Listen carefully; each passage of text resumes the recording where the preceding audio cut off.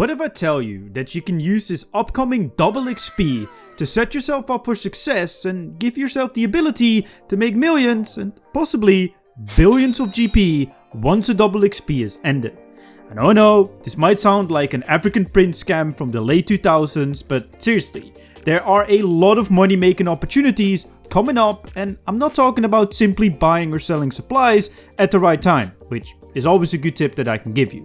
Now don't worry, I will still be giving you some generic tips and tricks for double XP as well, but if you're an expert already, use the timestamps down below to navigate to the part that applies to you. Enough waffling, like the video if it's helpful in any way, subscribe for more, and my name's Chevalric, and let's talk about it. Before we get into setting you up for success, there's a basic checklist of things I'd always like to mention with every single double XP video I make, as these are some key tips that apply to every single event and are no-brainers to go for. Starting off with the most obvious one of them all, get yourself 96 Herbal for overloads.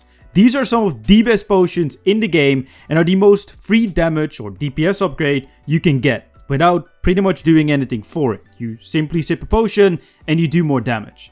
It's now also useful to complete the Underworld achievement sets, as this is one of the requirements for it. This will give you a very powerful pocket slot item with best in slot stats if you complete the elite achievement sets. So you might want to look into further requirements for this achievement set, as it also offers various other benefits like a free death a day and increased necromancy experience when you do rituals. Also, friendly reminder, prayer does not work on double XP, so don't even bother training it, unless you're doing Saren Stones in Prifdinus, as otherwise it simply just doesn't work.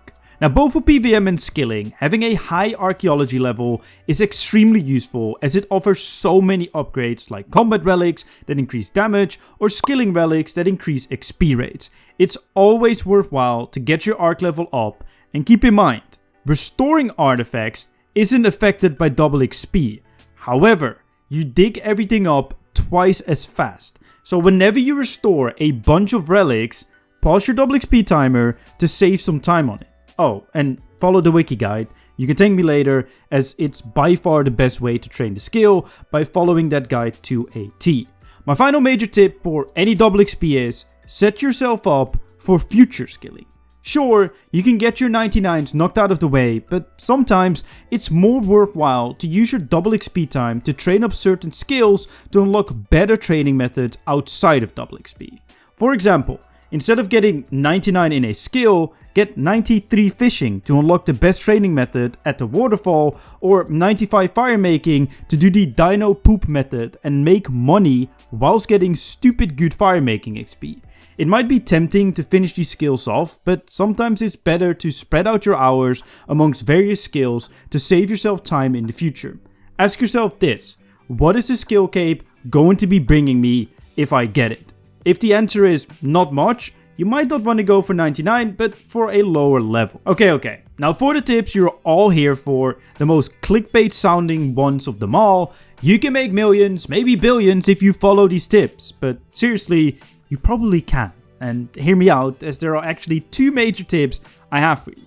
First of all, in autumn, which is not far away, we'll be getting a new skilling boss. Now, if Croesus is something to go off, you can probably make a lot of money from it.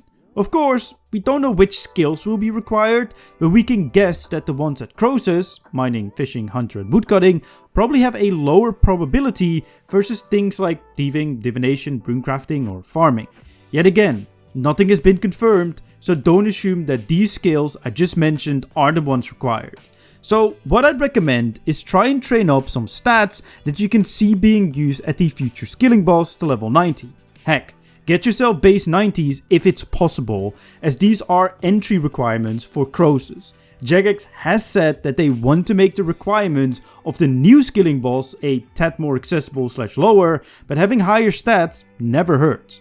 Why you want to do this is so that when the new skilling boss comes out, you can hop in straight away, maybe get lucky, get a day 1 drop and sell it for insane amounts of profits. And I would like to reiterate again, there's nothing known yet about the boss. So for all we know, there will only be untradeable drops, but being prepared never hurts. Where the new skilling boss might be a bit of a gamble, the 110 skills will not be. Mining, smithing, woodcutting and fletching. These skills will all see new resources introduced at tier 100 and tier 110, starting with mining and smithing probably not long after double XP has ended. Get yourself ready to indulge in this content on release, as being able to mine the ores on day 1 will probably net you some good profit. There are a lot of people who want to make the new tier 100 sword and new primal armor, so they are willing to overpay on the supplies needed, which will be the new ores. So if you can provide those ores in the first few days, you're probably looking at a tidy, consistent profit. I'm not sure if you will make money with smithing however, but you can always train it up anyway and see if converting the ores into bars is worthwhile than selling your ores straight away. The same idea applies to woodcutting and fletching, which will release a little bit later in the year, where having the woodcutting level to cut the new logs will probably be extremely handy and will net you a good profit in the first few days. So start chopping and well, get yourself prepared.